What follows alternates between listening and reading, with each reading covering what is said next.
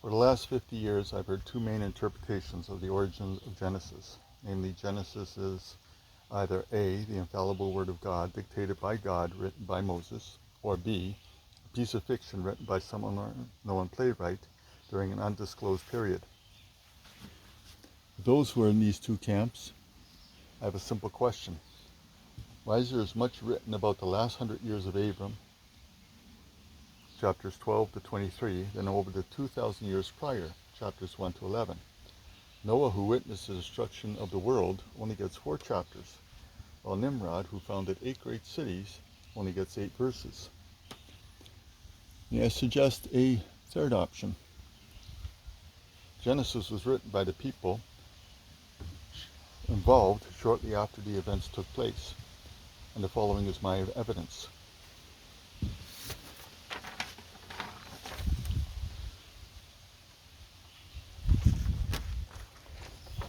While I disagree with the assumptions used by Usher, his timeline was used during the excavations of the first decades of the early 20th century. So I'll use this accepted timeline instead of the Hebrew one.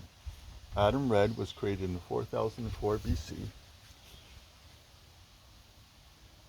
lived 930 years in Mesopotamia area, and died in 3074.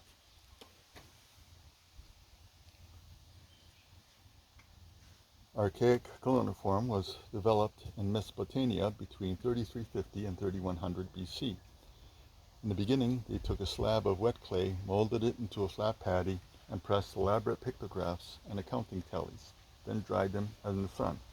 Over the centuries, the object pictures were simplified into symbols, adding verbs and descriptions. Eventually, it was discovered that fire could harden the tablets, making them permanent, and the clay processing was refined to give finer, higher quality, longer-lasting results. Then a crisis occurred. I suspected it was precipitated by the death of Eve. The day that Eve died, the closest neighbors came to support Adam and help bury her. It was the semi-tropics after all. Over the following days and weeks, relatives from further and further would arrive to express their condolences. Using Job as precedences, those who traveled further would stay longer because of the distance they traveled, and those who traveled further recounted the stories of old. It was discovered that there were as many variations of the story as people telling them, and some of the younger haven't even heard the old stories before. This was the crisis. The stories about how God worked in the lives of their ancestors was being forgotten. I'm convinced that someone decided to make a hard copy of the old stories using the modern technology of symbolic cuneiform, and Enoch Green would make a good candidate on who this person was. He was born just before pictographic cuneiform was initiated, so he got immersed in this modern technology from the beginning, seeing and being involved in its development firsthand. I envision him spending decades with Adam, listening to and memorizing the old stories from the person who lived them. Enoch had a short life of only 365 years. That closely matches the initial development of cuneiform, and given the additional honor of being recognized to have walked with God. If my speculation that Genesis was originally written by Enoch while Adam was still alive, then it follows that Enoch was fully immersed in the details of all the old stories. I'm sure that having to leave out so many details must have been heartbreaking for him. 70 years after Enoch was taken, while the tablets were still a hot, new, and valuable item, Enoch's grandson, Noah, was born.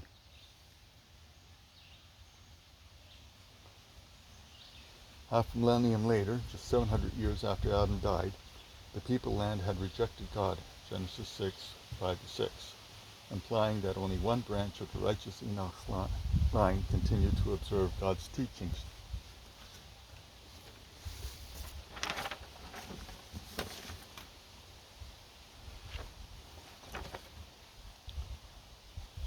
Enoch may have even set up an enterprise where he sold tablets of the authorized summary of Adam's account of the historic stories.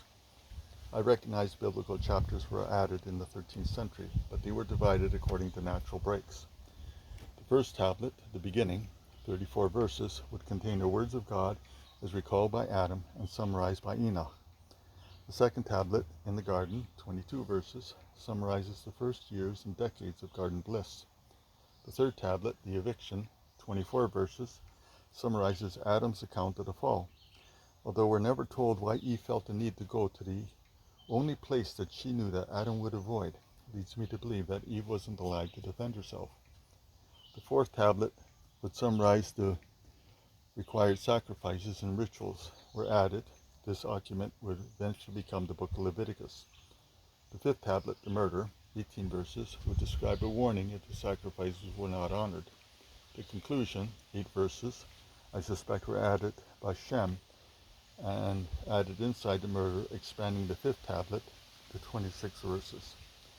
The sixth tablet would be a personal genealogy of the recipients. Enoch's copy would be 21 verses. Each generation, as a youth became of age, he would mold and impress his own personal copy of the old stories and add their name to the copy of their genealogy. Shem's copy would contain 32 verses prior to helping to build the ark. It is during the decades of construction that Shem heard about the descent of Cain, who bragged about his evil deeds and decided to make a valuable conclusion to the murder, emphasizing the depravity of man. I'm confident that he traveled east to the land of Nog to gain first-hand information about Lamech. His older brothers, discovering that Shem was including tablets documenting non-family members, may also have decided to bring along tablets describing the feats of the Nephilim, the mighty men of old, of renown. They knew they could replace their copies of the authorized historic stories by borrowing Shem's copy.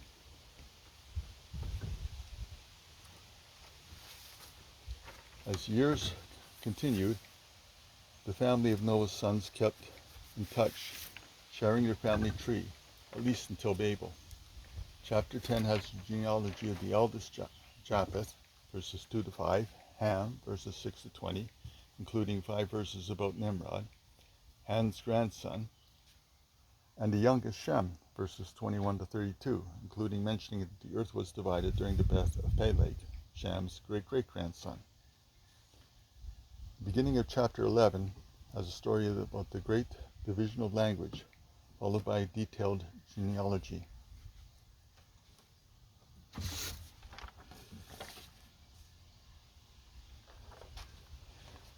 Just as Noah's sons are mentioned in reverse order, when we know that Japheth is the eldest,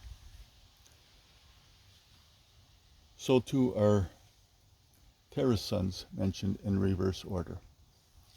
This is because both accounts were given by the youngest son, who placed their own names first.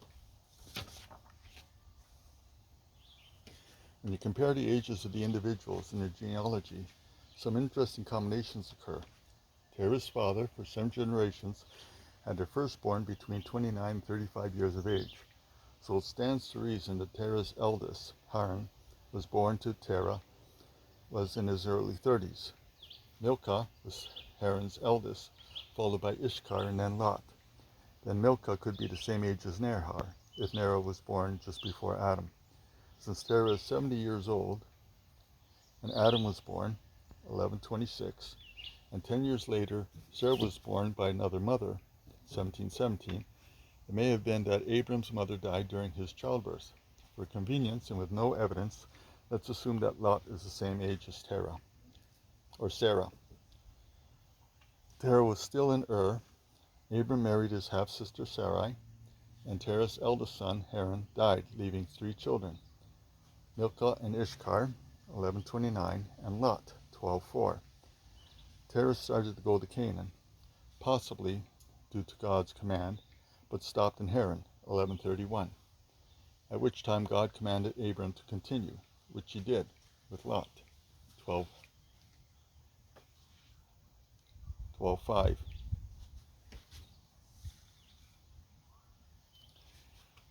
Abram was 75, Sarah 65, and contrary to popular belief, Terah was alive at 145 when Abram left Terah for Canaan. Lot remained unmarried after he arrived in Sodom, possibly when he and Sarah were 67. Lot then married a local girl of Sodom, And if he had his firstborn a couple of years later, at 69, and the second at 71, the girls would have been 20 and 18 when he had to flee to Sodom.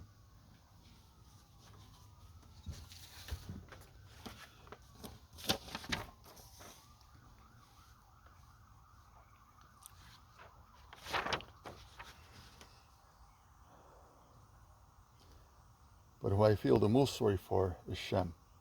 For reference, Shem is in green, Abraham and Sarah are in yellow.